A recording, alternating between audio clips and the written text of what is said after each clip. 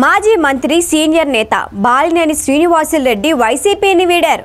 ఇది మరీ సంచలన విషయం ఏమీ కాదు. గతంలో కూడా చాలా మందే వెళ్ళిపోయారు. ఈయన కూడా వెళ్తున్నారు. ఇందులో కొత్త ఏమీ లేదు. అయితే జగన్ కోటరీపై బాలినేని బాంబు పేల్చారు. జగన్ చుట్టూ ఉన్నవారు ఆయన్ని తప్పుదోవ పట్టించారని, తప్పుడు నిర్ణయాలపై తాను హెచ్చరించినా జగన్ పట్టించుకోలేదు అన్నారు.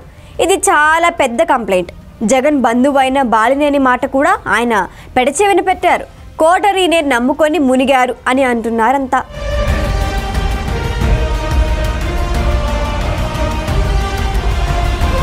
జగన్ నిర్ణయాలకి ఎన్నికల్లో వైసీపీ ఘోర పరాభవానికి కారణం కొంతమంది కోటరీ నేతలేనని మాట బలంగా వినపడుతోంది.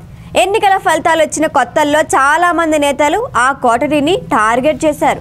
సజ్జల రామకృష్ణారెడ్డి సహా మరికొందరు నేతలు, అధికారులు జగన్కి నేతలకి మధ్య అడ్డగోలుగా నిలిచారు అన్నారు.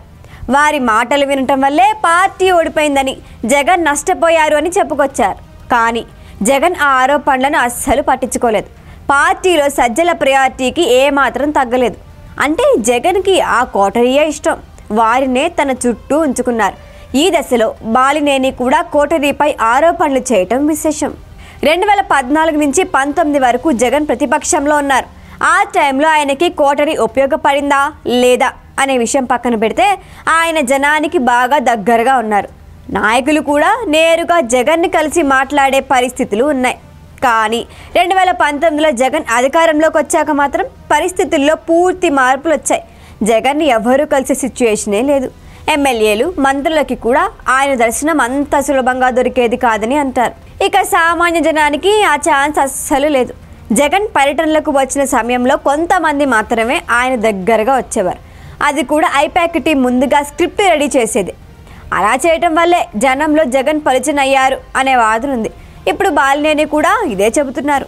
బాలినేని సీనియర్ నాయకుడే కాదు, జగన్కి బంధువు కూడా. అలాంటి వారిని కూడా ఆయన దూరం చేసుకోవటం సంచలనంగా మారింది. బాలినేనితో పాటు ప్రకాశం జిల్లాలో చాలా మంది నేతలు వైసీపీనే వీడుతున్నారు. వీరంతా జనసేనకు ఏ మేరకు బలంగా మారతారు అనే విషయం పక్కన పెడితే వైసీపీకి మాత్రం ప్రకాశం జిల్లాలో కష్టకాలం మొదలైనట్లేనని చెప్పాలి. పోతే పోండి అని జగన్ రిలాక్స్గా ఉండటం ఇక్కడ విశేషం. కనీసం సీనియర్ నేతలని సైతం ఆయన పిలిపించుకొని మాట్లాడలేదు. ఆ మధ్య 2 ఎంపీలు రాజీనామాలు చేశారు. ఎమ్మెల్సీలు కూడా చేజారుతున్నారు. కానీ ఎక్కడా జగన్ భయపడటం లేదు. ఆ మేరకు కోటరీ జగన్ని ప్రిపేర్ చేసి ఉంచిందని అంటున్నారు. 5 ఏళ్ల తర్వాత అధికారం మందేనని జగన్ చెబుతున్నా ఎవ్వరూ నమ్మే పరిస్థితుల్లోనే లేరు. ఆ మేరకు కూటమి ప్రభుత్వం తప్పులు చేస్తేనే జగన్కి కలిసి వస్తుంది. కానీ ఇక్కడ జగన్ చుట్టూ కేసులు ముసురుకునే అవకాశాలున్నాయి. పాత కేసుల్ని తిరగదోడితే ఆయన జైలుకి వెళ్లే ప్రమాదం ఉంది. ఈ దశలో జగన్ని నమ్ముకొని 5 ఏళ్లు రాజకీయం చేయలేము అనుకున్న వారంతా ఇతర పార్టీల్లోకి సర్దుకుంటున్నారు.